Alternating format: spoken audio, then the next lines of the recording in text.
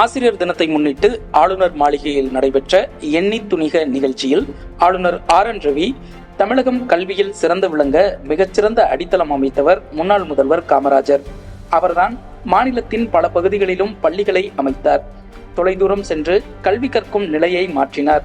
துரதிருஷ்டவசமாக அந்த அடித்தளம் இன்று பலவீனப்படுத்தப்பட்டுள்ளது. தமிழகத்தில் அரசு பள்ளிகளில்தான் 60% மாணவர்கள் படிக்கிறார்கள். அரசு பள்ளிகளில் கல்வித்தரம் மிகவும் கீழே சென்றுள்ளது. தேசிய சராசரியை விட அது குறைவாக உள்ளது. அரசு பள்ளிகளில் 9ஆம் வகுப்பு படிக்கும் மாணவர்களில் 75% மாணவர்களால் இரட்டை இலக்க எண்களை கூட புரிந்து கொள்ள முடியவில்லை. 40% மாணவர்களால் அவர்களது பாடப்புத்தகங்களை கூட படிக்க முடியவில்லை. ஓர் ஆய்வு இதனை தெரிவிக்கிறது. கற்பித்தல் குறைபாடே இதற்கு காரணம். ஆனால் எந்த கட்டுப்பாடும் இல்லாமல் அனைவருக்கும் தேர்ச்சி வழங்கப்படுகிறது. அவர்கள் பட்டப்படிப்பு படித்து முடிக்கிறார்கள். இது நாட்டுக்கு ஆபத்தான நிலையை ஏற்படுத்தக்கூடியது.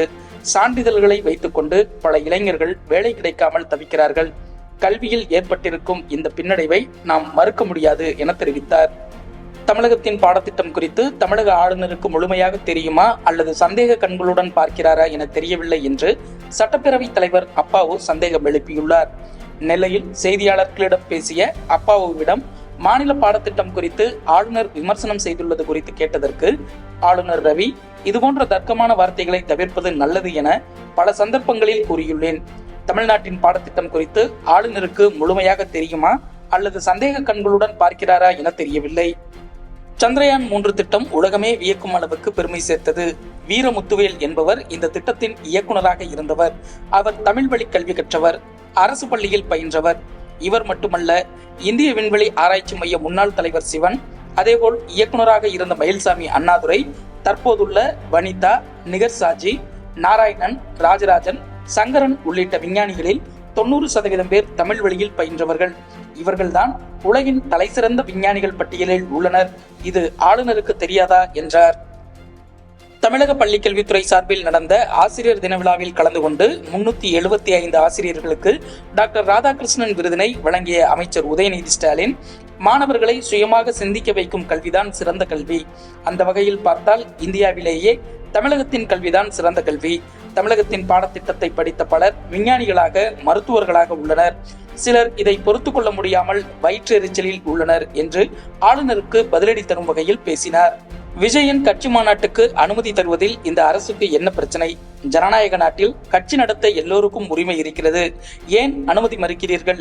யார் வளர்ச்சியையும் யாரும் தடுக்க முடியாது என்று தேமுதிக பொதுச் செயலாளர் பிரேமலதா விஜயகாந்த் கூறியுள்ளார். தமிழக வெற்றி கழகத்தை தடுத்து நிறுத்துவது திமுகவின் நோக்கமல்ல. அரசியல் கட்சிகள் தொடங்குவது அவர்களின் ஜனநாயக உரிமை. தமிழர்களின் உரிமைக்காக, வாழ்வாதாரத்துக்காக திமுக பாடுபட்டு வருகிறது. ஆட்சியை பிடிக்க வேண்டும் என்பதற்காக திமுக தொடங்கப்படவில்லை, தமிழர்களுக்காக தொடங்கப்பட்ட கட்சியாகும் என்று அமைச்சர் ஏவாவேலு கூறியுள்ளார். நாட்டின் மூலை முடுக்கெல்லாம் பாஜக வெறுப்பை பரப்பி வருகிறது என்று மகாராஷ்டிராவில் நடைபெற்ற காங்கிரஸ் பொதுக்கூட்டத்தில் ராகுல் காந்தி விமர்சித்துள்ளார். சிலை உடைந்த விவகாரம் குறித்து கொந்தளித்த அவர் சிவாஜி மகாராஜை பிரதமர் மோடி அவமதித்துள்ளார். அவர் சிவாஜி மகாராஜிடம் மட்டுமல்ல, மகாராஷ்டிராவின் ஒவ்வொருவரிடமும் மன்னிப்பு கேட்க வேண்டும் என்றார். கொல்கத்தாவில் பணியில் இருந்த பயிற்சி பெண் மருத்துவர் பாலியல் வன்கொடுமை செய்து கொலை செய்யப்பட்ட விவகாரம் நாளுக்கு நாள் பூதாகரமாக மாறி வருகிறது. கொல்கத்தா காவல்துறை தங்களுக்கு லஞ்சம் கொடுக்க முயன்றதாக பாதிக்கப்பட்ட பெண்ணின் தந்தை குற்றம் சாட்டியுள்ளார். 2 நாள் பயணமாக புதன்கிழமை சிங்கப்பூர் சென்ற பிரதமர் நரேந்திர மோடி வியாழக்கிழமை அந்நாட்டு பிரதமர் லாரன்ஸ் வோங்குடன் பேச்சுவார்த்தை நடத்தினார். இதையடுத்து இரு நாடுகளுக்கு இடையே 4 முக்கிய புரிந்துணர்வு ஒப்பந்தங்கள் கையெழுத்தாகின. டிஜிட்டல் தொழில்நுட்பங்கள், செமிகண்டக்டர் துறை, சுகாதாரம் மற்றும் மருத்துவம், கல்வி மற்றும் திறன் மேம்பாடு ஆகியவற்றில் ஒத்துழைப்பை மேம்படுத்தும் நோக்கில் இந்த ஒப்பந்தங்கள் கையெழுத்தாகின. ஊறுகாய் போடுவதையும் நிதியமைச்சராக பதவி வகித்து மக்களுக்கு சேவையாற்றுவதையும் நான் ஒருபோதும் கௌரவ குறைச்சலாக பார்ப்பதில்லை என்று சென்னையில் நடைபெற்ற கருத்தரங்கில் மத்திய நிதியமைச்சர் நிர்மலா சீதாராமன் கூறியுள்ளார். நாடு முழுவதும் தேசிய நெடுஞ்சாலைகளை மேம்படுத்தி வரும் தேசிய நெடுஞ்சாலை ஆணையம் சாலையை பயன்படுத்துவோரிடமிருந்து சுங்க கட்டணம் வசூலித்து வருகிறது. தமிழகத்தை பொறுத்தவரை 67 சுங்கச்சாவடிகள் அமைக்கப்பட்டு கட்டணம் வசூலிக்கப்படுகிறது. இக்கட்டணங்கள் ஏப்ரல் மற்றும் செப்டம்பர் மாதங்களில் உயர்த்தப்படும். அந்த வகையில் மக்களவை தேர்தலை முன்னிட்டு ஏப்ரலில் உயர்த்தப்பட வேண்டிய கட்டணம் ஜூன் மாதம் உயர்த்தப்பட்டது. இந்த சூழலில் தமிழகத்தில் சுங்கச்சாவடிகளின் எண்ணிக்கையை 67 இருந்து 70 தேசிய நெடுஞ்சாலை ஆணையம் உயர்த்தியுள்ளது. இதற்கான அறிவிப்பும் கட்டண விவரமும் வியாழக்கிழமை வெளியிடப்பட்டுள்ளது.